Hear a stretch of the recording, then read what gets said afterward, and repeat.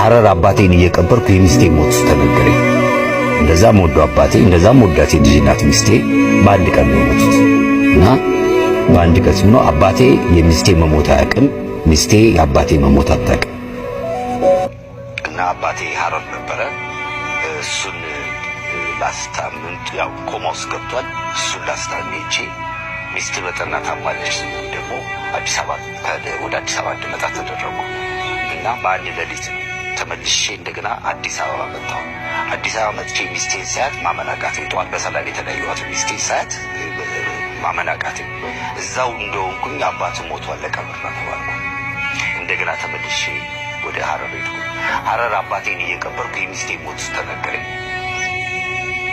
እና የአንድ ቀን ተኩል ምናምን እንትን ነው በቃ መንገድ ላይ ነበረ ህይወቴ በሙሉ የነበረው የዛን ጊዜ ያለሁበትን አላውቀውም። አሰላሙ አለይኩም ወራህመቱላሂ ወበረካቱሁ እያ እየተበርሳ ዳኒ ሲንጃ ረቢ ጀቸ ሼር ማጎዳው በለየን ከያ ዲሚ ዲመሉቡ ዋንቴፍ ረቢ ጀቸ ሼር ዱይት ወሊ ጎዳ ከበጀምቶታ ዑለማኢ ኬኛ ከበጀምቶታ ሼከን ኬኛ ከበጀምቶታ ኡስታዞተን ኬኛ ጆሌን ሱዲ አረቢያ ኸይሰቲ መንሂዳ ኸይሰቲ ዱቴ ከሚለ ዳቤ tangartii seera qabaysan baatee duuteetu jira mana hidhaasin keessa ijoollee akka malee rakkatee jira ijoolleen buloogoroota warri gartee ijoolleef sagalee tahaa turan hiifatanii jiran dhimmi kun furmaata harkatu waan dadhabee jechaaf warroonni gartee sagalee kiyya kana dhageessan rabbii qofa jecha sheekan keenya gabbahaatii sagalee nu tahaa waamicha akka walii galatti aanaa torbarraa walitti dhufu sheekan keenya bakka takkatti walitti argamanii sagantaa kanarratti nu argamu waan deemaniif ulogoroonni gartee obboleeyyan keenya ilmaan oromoodha warras gubbara jirtan naasiraanolee asli doktor asli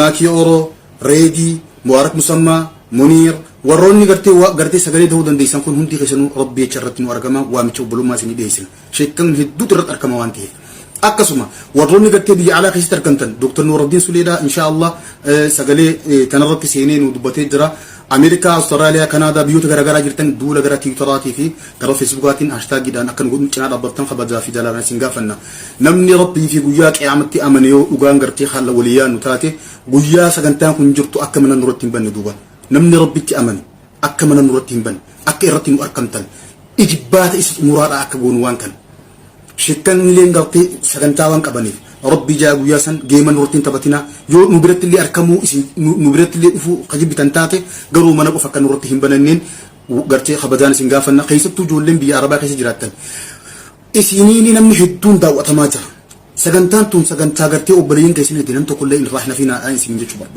ديوت شير ولي قد بارك الله فيكم ورون شيكن كينيا خنجرتي أمريكا في كندا في بيوت غرغرة خيستر كمتن إن شاء الله أكس من تاخن رتين وأركم تنخبجا في جلالان سنغافنا أكش يا أستاذنا فنان الله أكبر سيدي بالله والله بالله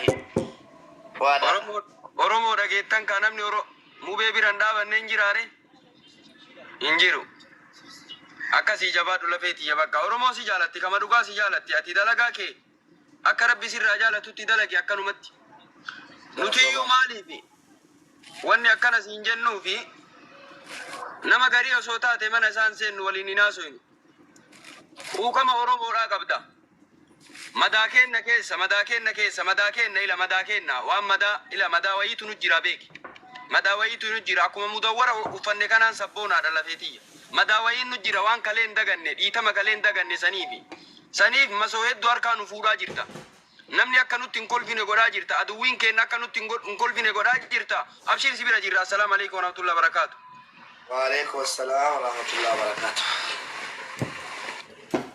galatooma galatooma keessa yoo xabni kun mubee qofaaf miti xabni kun kan inni qophaa'e hiyyeessotaafidha xabii mubee kun mubeedhaaf miti jechuudha hundi keessan wanti hubatamuu qabu xabni kun namoota dhabootaan namoota rakkattoodhaafidha kan inni qophaa'e mubeen bakka bu'e malee bakka bu'insaan xaba kana ilaafinati isaa fudhate malee xabi kun kan mubeeti miti kan uummata oromoo waliigalaati kan hiyyeessotaati kan namoota rakkatooti waadaa xaba kanaa keessa wanta jiru hundi keessan dhageessanii jirtu natti fakkaata hiyyeessotaa fi doolaara meeqa jettane mubeen beeka hiyyeessotaa fi xabi kun kan inni taphatamaa jiru malee nama dhuunfaa yookiin mubaarakiif miti jechuudha kanaaf hundi keessan yoo akkasitti qabattanii xaba kana irratti warri taap gootan warroonni nama qabdan nama keessanitti illee himtanii nama isinitti dhiyaatutti himtanii namoonni of hin dandeenye fakkeenyaaf warroonni giiftii bituudhaaf isin rakkisu namoota giiftii bituu danda'aniif walii galtanii namichumti bituu danda'u sun wanta sana godhee isin immoo birrii isaallee yoo laattaniif ni danda'ama Fakkeenyaaf namni tokko namoonni giiftaroonni bakkoota biraa warroonni jiran warra Ameerikaa jiran haa ta'u warroonni bakka isaan jiranitti giiftii bituun danda'amu.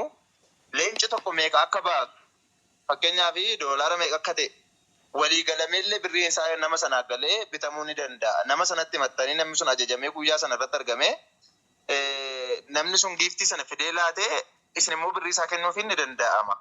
Bifa kanaan illee haala mijeessuu yaala. Nama bakkoota mijatoo jiran sanatti walii galtanii jennaan jarri sun wanta sana ni godhu tapha sana irratti akka isaan argamanii qopheessitanii nama sanaan ilaa waan akkas akkasii naa godhe jettanii erga inni godhee booda isin birrii isaallee laachuu fi akka dandeessan jechuudha. Ragaa dhaabbataadha waan ta'eef. Kanaaf bifa danda'ameen itti yaadamee namni kamiyyuu irratti argamee taaptaap irraa kaaftanii wanta kamiiniyyuu piroofaayila kana godhachuudhaan hundi keessan achitti argamtanii tapha kana sappoortii akka gootan hunda keenya dhaamsa walii galaadha jedhee yaada. Kanaaf bifa danda'ameen hundi keenya irratti argamne wanta kana jajjabeessuu qabna. Mubeen injifannoodhaan galuu jechuun rakkattoonni injifannoodhaan galuu jechuudha. Mubee miti. Mubee utuu hin taane namoonni rakkatanii mana qorichaa hospitaalarra ciisan warra kalee dhaban warra kaleen isaanii miidhamee jiru warra wanta meeqaan itti miidhamanii jiran jarri sun fayyuu jechuudha. Mubeen injifachuu jechuun malee wanta biraa hin qabu. Kanaaf jara kana bira dhaabbannee waan dandeenyuun uummata bira dhaabbachuu jechuudha wanti kun. Mubee bira guyyaa sana dhaabbachuu jechuun uummata bira dhaabbachuu akka ta'etti qabattanii hundi keessan irratti akka argamtanii isiniin jedha. Galatooma ulfaadha. Ulfaadhu galatooma. Ayyee warri dubbanni dubbadha.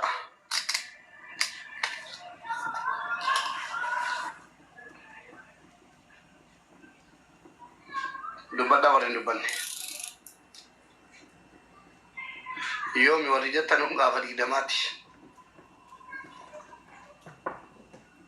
sorry sila kata dhagoo qabdu turtanii manni viidiyoo hojjetaan jiru kamitti dhageessu sharaa'anuma injifannoon keenya masha Allah rabbii gaditti isin qabadhee isin qabaadhee hin injifatamu jedhee yaada.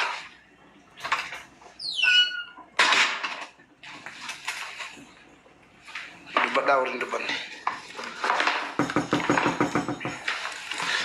maaliif haa tukan namaa ta'e sila akka itti dubbadhu nan beeku kiyyammoo ofirraa dubbachuu hin danda'u isinii galee.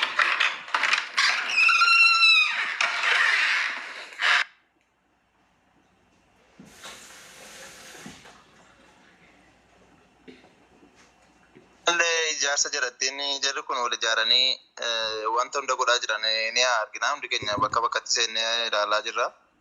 Ijaarsa kana akka sanyummaatti kan isaan deemaa jiran jarri. Fakkeenyaaf ama warri soddootii kunis jara bira dhaabbannaa akkas goona jedhee waan abufaannoo sun fa'aa waan inni jechaa ture argitanii jirtanii. Namoonni baay'een ajandaa maalii godhanii jiru mataa gadi qabnaa ni xiqqeessina jedhaniiti kan isaan itti jiran. Kan keenyas immoo namoonni baay'eetu jira waan isin bu'u ijoolleen Oromoo ta'anii ijoolleen keenya bakka itti callisanii wantoota tokko wantoota babbadaatti dubbatan jira. Kun barbaachisummaa tokkollee hin qabu. Wanta tokko bakka gochuu dhiisuu dandeessa ofii keedhaa wanta tokko deeggaruu dhiisuu dandeessa. Namni haa deeggaru namni maaf deeggara jechuurra dhiisaatii callisaa ilaalaa warroonni hin barbaanne. Namni tokko namoota deeggaranii maaf deeggartan jedhina abbaa fedhetti yoo ta'e abbaan deeggaruu barbaade haa deeggaru. Isin immoo deeggaruu hin feene yoo ta'e callistanii dhiisuu dandeessu. Nama kan biraa garuu maaliif deeggarta jettanii qeeqatti kaasuu hin qabdan. Sababa keessaniin hamma danda'ame namni tokko lama fayyadamuu qaba. Rakkataan tokko lama fayyadamuu qaba jedheetii yaadaanii namni fayyadamu jechuun sababa keessaniin namni fayyadamu jechuun rabbi biraallees ni ta'a. Namni sababa keessaniin fayyadamuu qaba hamma danda'an. Kanaaf sababa taatanii namni tokko akka miidhamuuf ajandaa ittiin baasina. Maaf piroofaayila irra godhatan hin jedhina. Maaf kana gooti hin jedhina. Gargaaruun barbaanne taanaan dhiisaa dhuunfaa keessanitti nama kan biraadhaan kanan godhin hin jedhina namni kamiyyuu. Namoonni baay'een mana baratanii maanni piroofaayilli kun jedhanii nama gaafatu faatu jira. Oromoodha. Maaliif kana keessa maaltu jira? Gandummaatu jira. Gandummaa faadhaan wal qoodee namni wanta meeqa walirratti odeessi. Diinni garuu kan inni ittiin nama jibbu oromummaadhaanitu ati jimmas ta'ii wallaggas ta'ii eessas ta'ii yoon duute ta'e yoo si ajjeese oromoo waan taateef si ajjeesa malee jimmaa waan taateef sin ajjeesu wallaggaa waan taateef sin ajjeesu arsii waan taateef sin ajjeesu diinni. Nuti garuu ofii makeenyaatu bakka 5 wal qoonnee arraba meeqa walirratti oofnee wal arrabsuun wal maal jechuun nu biratti argama. Garuu wal dhabdee kan keenya keessatti dhiifnee diina akka diinaatti